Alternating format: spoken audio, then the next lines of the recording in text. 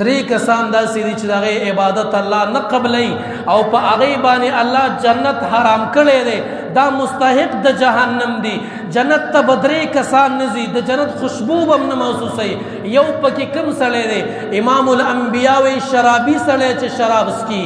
دویم د مور او پلار نافرمانه چې د مور او پلار نه نافرمانه وي، باغي وي. او دریم د یوس سړی، د یوس هغه دی چې په خپله ښځه باندې ننګ نه کوي، د یوس هغه دی چې په خپله لور باندې ننګ نه کوي، په خپله لور باندې غیرت نه کوي، په خپله ښځه باندې غیرت نه کوي.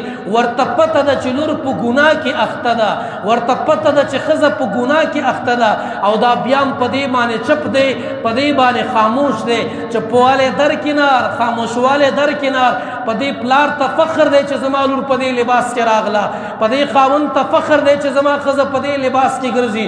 په دې خاوندان مشهور دي، په دې باندې پلاران مشهور دي چې د هغې لورګانې علل اعلان په میډیا باندې ګډېږي.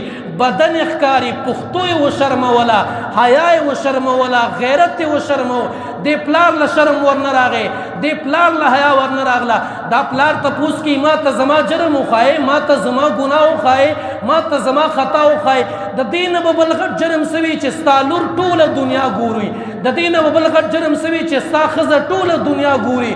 د هغې د لاسه ځوانان په اور کې ولاړ دي، د هغې د لاسه د ځوانانو ځوانۍ یې تباه و برباد شوې، پښتو یې تباه و برباد کړه، حیا یې تباه و برباد کو، غیرت یې تباه و برباد کو.